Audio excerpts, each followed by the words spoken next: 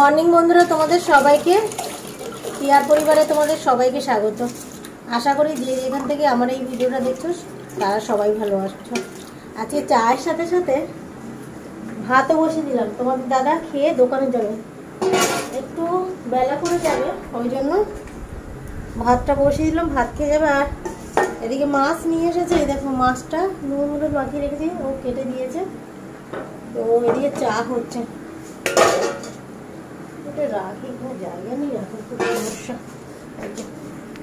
এই যে চা, আর এইদিকে ভাত বসিয়ে দিয়েছি। আচ্ছা বন্ধুরা, এই মাছটা দেখো তো তোমরা, যে যে এই মাছটাকে চেনো বলো তো কি মাছ? তোমরা দেখে বলবে এটা কি মাছ। হ্যাঁ, আমার বর বলেছে এটাকে বাটা মাছ, আর আমি বলছি এটাকে চারাপোনা মাছ। কে ঠিক তোমরা খালি বলবে। সকালবেলা এই মাছ নিয়ে দুইজনের মধ্যে চললো, যে সে বলছে বাটা মাছ, আমি বলছি চারাপোনা মাছ। দেখা যাক কে জেতে। কিন্তু ওটা চারাপোনা মাছই। পরে খাওয়া যখন খেলাম, চারাপোনার মাছের তো স্বাদ আলাদা, তো বুঝতেই পেরেছি। আর তোমরা দেখে একটুখানি বলো ওটা কী মাছ। আর আমি দেখেই কাঁচা অবস্থায় দেখে বুঝলাম, কেন না পিঠটা ছিল পুরো কালো, তো চারাপোনা মাছের পিঠ কালো হয়, আর বাটা মাছ সাদা ধপধপে হয় রূপোর মতন। তো যাই হোক, সে বাটা মাছ ভেবেই নিয়ে এসেছে। অনেক দিন আগে আমি বলেছিলাম যে বাটা মাছ নিয়ে আসতে, এবার বিক্রি হচ্ছিল, নিয়ে চলে এসেছে। আর এদিকে দেখো তোমাদের দাদা ফ্রিজ খুলে চলে যাচ্ছিল, পুরো খুলে চলে গেছিলো। তো আমি আবার মাথায় হাত দিলাম যে তুমি ফ্রিজ খুলে চলে যাচ্ছ। তো এই বিছানাটাও তুলে নিলাম, আর ফ্রিজটাও বন্ধ করলো, করে তোমাদের দাদা গেল বারান্দায় আবার কাটাকাটি করতে। তো বন্ধুরা, এই যে ভাত হয়ে গেছে, ভাতের এই যে ফ্যানটা শুকোতে দিয়েছি। আর এইখানে করবো পটল ভাজা। পটল ভাজা করে তারপর মাছটা করবো।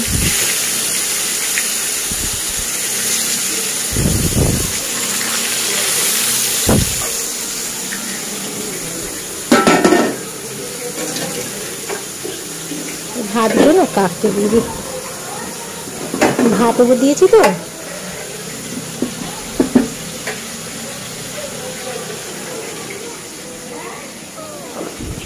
ভাত দিয়েছি আমি, আগরি ভাত একটু দিয়ে দিই।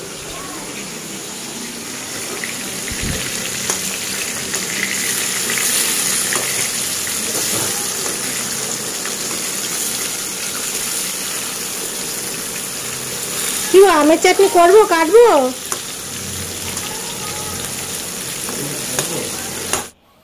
তো বন্ধুরা, পটল ভাজা বসিয়ে রেখে এইখানে চলে এসেছি। এই যে টেবিলটা মুছে নিচ্ছি, খাবারগুলো রাখবো। আর পটলটা একটু কমিয়ে রেখেছি, কমিয়ে ভাজলে পটলটা একটু নরম হবে, খেতেও ভালো লাগবে। তো যাই হোক, ভাতটা হয়ে গেছে, এখন ভাতটা এনেই এখানে রাখবো। ওখানে না জায়গা কম, তো বারান্দায় তো রাখার জায়গা নেই, তো ওই গ্যাসের মধ্যেই ছিল। এবার ওই যে বললাম যে আমের চাটনি করব, তো ওই জন্য ভাতটা রেখে আসলাম। রেখে এসে ভাবছি যে এই যে পাশের যে গ্যাসে এক সাইডে তরকারি হবে, আর এক সাইডে আম সিদ্ধ বসিয়ে দেবো। তারপর পরে মাছের ঝোলটা হয়ে গেলে নয় ফোড়ন দেবো। আর এদিকে আমার পটল ভাজা হয়ে গেছে, আর ওই তেলেই আমি মাছগুলো ভাজছি। দেখো সেই বাটা মাছ, না গো বাটা মাছ না, দেখে বোঝাই যাচ্ছে চারাপোনা মাছ। তো যাই হোক, ও তো আর বুঝতে পারেনি, ও তো সরু সরু মাছ দেখেছে, দেখে চারাপোনা মাছ ভেবে নিয়ে চলে এসেছে। যে বিক্রি করছে তারও দোষ না, সে হয়তো জিজ্ঞাসাও করেনি তোমার দাদা, সেটাও হতে পারে।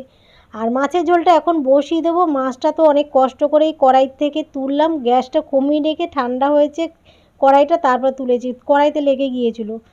তো পটলের তেল তো ছিল, সেই তেলের মধ্যেই দিয়ে দিয়েছি। আর তেলটা যদি একটু গরম হতো তাহলে দিলে, মাছগুলো দিলে তাহলে ভালো হতো, ভালো ভাজা হয়নি।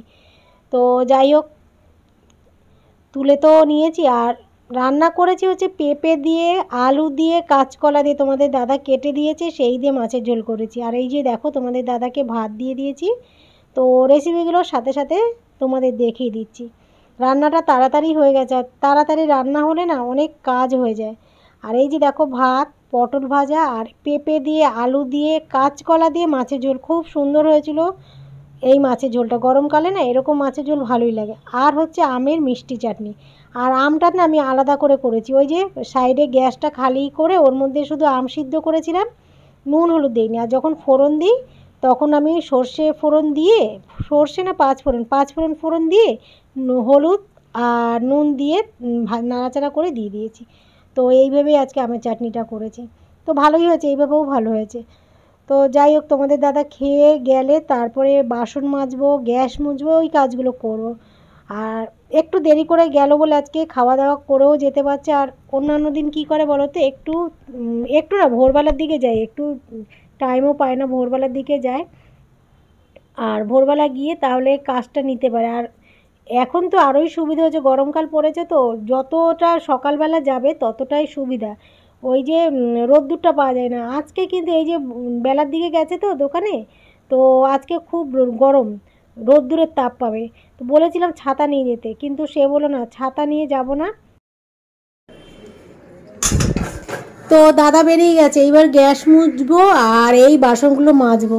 আর গ্যাসের অবস্থা দেখো, গ্যাস বাড়িয়ে রান্না করেছি তো তাড়াতাড়ি করে, পুরো এই জায়গাটা তেল ছিটে গেছে। তারপরে এইটা অতটা হয়নি, কিন্তু ওটার মধ্যে তেল ছিটে গেছে বেশি। তো এইবার বাসনগুলো মেজে নিয়ে মেজে তারপর গ্যাস মুছি। তো এই যে বাসনগুলো নিয়ে বসলাম, আর খুব বেশি বাসন পড়েনি। তো যাই হোক, যেটা বলছিলাম, তোমাদের দাদাকে তো বললাম যে ছাতা নিয়ে যেতে, সে তো বললো না ছাতা নেব না, কারণ ও তো যাবে মেট্রো করে। তো এইখান থেকে বাড়ি থেকে যাবে সাইকেলে করে মেট্রো স্টেশন থেকে দোকানে যাবে।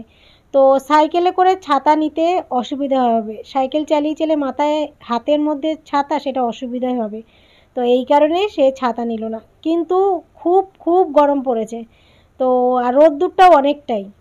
তো দরকার ছিল, ছাতাটা নিয়ে যাওয়ার দরকার ছিল, আবার অসুবিধাও সেটাও একটা ব্যাপার আছে।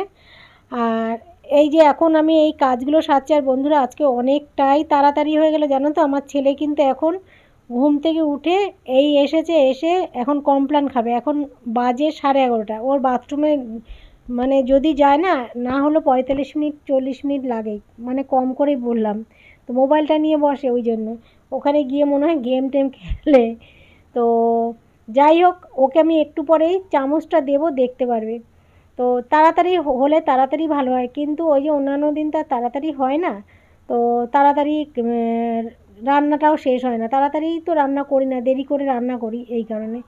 তো আজকে তাড়াতাড়ি হয়েছে, অনেকটাই সুবিধা হলো। তো এই বাসনগুলো মেজে তারপরে গ্যাস মুছবো, গ্যাস মুছে আজকে আর অন্যান্য কাজ করব না। তো অন্যান্য কাজ করবো না, গ্যাস মুছে তারপর স্নান করে নেবো। আর এই দেখো, ছেলে চলে এসেছে। ছেলে বললো মা চামচ দাও।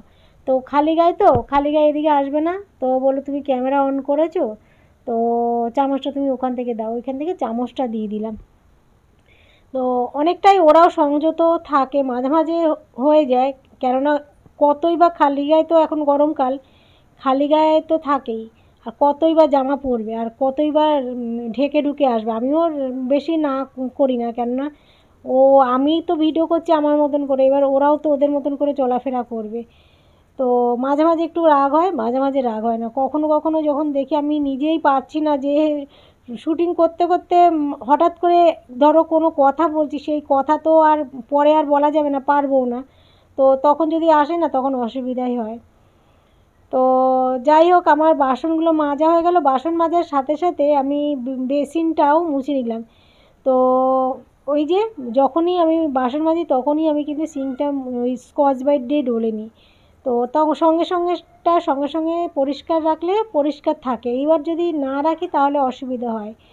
তো এবার চলে এসেছি গ্যাসটা মুছতে। আর তোমাদের বলছিলাম না, আজকে গ্যাস বাড়িয়ে রান্না করেছি। আর আমি যখন রান্না করি না, খুব স্পিডে খুন্তি নাড়াই, তোমরা খেয়াল করে দেখবে। তো মাঝে মাঝে আমি নিজেও হাসি। তো আমার ওরকমভাবেই অভ্যেস, কথাও বলি খুব তাড়াতাড়ি, হাত যখন নাড়াই না, খুন্তিটাও নাড়াই তাড়াতাড়ি করে। তো এই যে খুন্তি যখন নাড়াই, খুব স্পিডে নড়ে তো, আর তেলগুলো ছিটে ছিটে ওই দেওয়ালটার গায়ে বেশি করে চলে যায়। তো আজকে তো একটু তাড়াতাড়ি রান্না করেছি, তাড়াতাড়ি দরকার ছিল, দোকানে যাবে বলে ব্যস্তভাবে রান্না করেছি।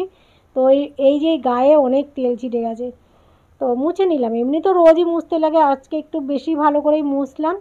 আর এই সমস্ত সেরে সুরেই আমি স্নান করতে যাবো। আর আমি এরকমই দোকানে যাই, সমস্ত দিকটা সেরে গুছিয়ে রেখে তারপর দোকানে যাই। যাতে বোঝা না যায় যে আমি বাইরেও কাজ করি, ঘরটা অবহেলা করি। ঘর অবহেলা করি না, ঘরটাকেও ঠিকঠাক রাখি, আর বাইরে যে কাজে যাই সেটাও কিন্তু ঠিকঠাকভাবেই কাজ করি। তো দুদিকটাই আমি মেনটেন করে চলার চেষ্টা করি, যাতে দুদিকটাই ঠিকঠাক থাকে। আমার ঘরটাও যেন অযত্ন না হয়। পরিবারের সমস্ত সদস্য যে কজন এখন আছে, এখন তার বেশি লোক নেই, আর যখন বেশি লোক ছিল তখন আমি কাজও করতাম না। তো কারোর যাতে অসুবিধা না হয়, এই যে দেখো গ্যাস মুছে ঢাকা দিলাম, তো কারোর যাতে অসুবিধা না হয় সেই দিকটা ঠিকঠাক রেখেই আমি পার্লারে যাই। আর সকালে যাই না এই কারণে, আমার ছেলে আছে, আমার স্বামী তো বাইরেই ধরো দোকানেই থাকে, এখন না কয়েকদিন বাড়িতে কাজ করছে, রাত্রিবেলায় নিয়ে আসছে। কিন্তু ছেলে তো একা থাকতো, তো ওর তো অসুবিধা হবে, এই জন্য আমি সকালের দিকে দোকানে যাই না, বিকেলেই যাই। আর এখন দোকান করতে করতে আমার দোকানের লোকরাও জানে আমি বিকেলবেলায় খুলি। আর দেখো আইসক্রিমওয়ালা এসেছে, আমি স্নান করে উঠেছি, ছেলেকে বললাম আইসক্রিম নিয়ে আয়, দুপুরবেলা খাবো।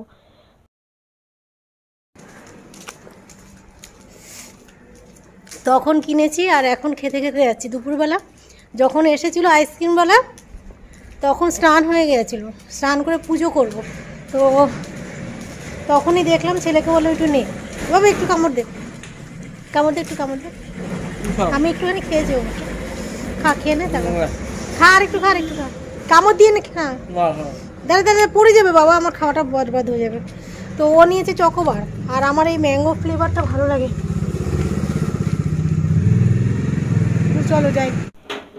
পার্লার থেকে আসার অনেক পরে চা খেলাম, তোমাদের দাদাও আসলো, তারও অনেক পরে ভাত বসাতে যাব। তো তখন ছেলেকে ডাকলাম যে থামস আপটা তুই খোল। ও খুলবে না, ওই যে কালকে বলছিলাম না যে তোমাদের দাদা লুকিয়ে নিয়ে এসেছে, সেই থেকে একটু রাগ হয়েছিল, তো ওকে দিয়েই খোলালাম। আর এইসব জিনিস বাচ্চা বড় সবাই ভালোবাসে। তো খুললো, এবার বললাম তাড়াতাড়ি করে নিয়ে যা, তো কোনো আওয়াজ দিল না, নিয়ে গেল। এইবার যাওয়ার সময় আমি একটু তোমাদের দেখাচ্ছি আর বলছি যে খাবি না বলে, তো যাই হোক নিয়ে গেছে। তো বন্ধুরা এই যে ছেলেকে দিয়ে খোলালাম, কালকে এই থামস আপ নিয়ে ছেলে একটু দুঃখ পেয়েছিল।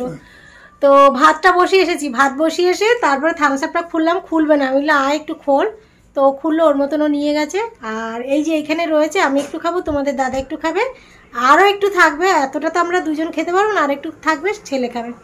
তো যাই হোক ছেলের রাগ মিটলো। রাগ বলতে ওই যে একটু করে দুঃখ পেয়েছে, ওই যে আড়াল করেছে কারণেই। যাই হোক চলো, ভিডিওটা আজকে এখানে শেষ করে দিচ্ছি। আর পার্লার থেকে তো এসে আমি ভিডিও করিও নি। তো ভাত বসিয়ে এসেছি, এখন দুপুরে মাছের ঝোল আছে, পটল ভাজা আর নেই, তো ঢেঁড়স আলু সেদ্ধ দেবো। আলুটা সেদ্ধ দিয়ে এসেছি, ঢেঁড়সটা জলে ভিজিয়ে রেখে এসেছি, তো সেই ঢেঁড়সটা সেদ্ধ দেবো রাত্রিবেলায়, ওই দিয়ে খাবো। আর মাছ রয়েছে। তো চলো ভিডিওটা আজকে এখানে শেষ করে দিচ্ছি, কালকে আবার নতুন ভিডিও নিয়ে আসবো। আর কটা বাজে বলো তো? 11:20 বাজে।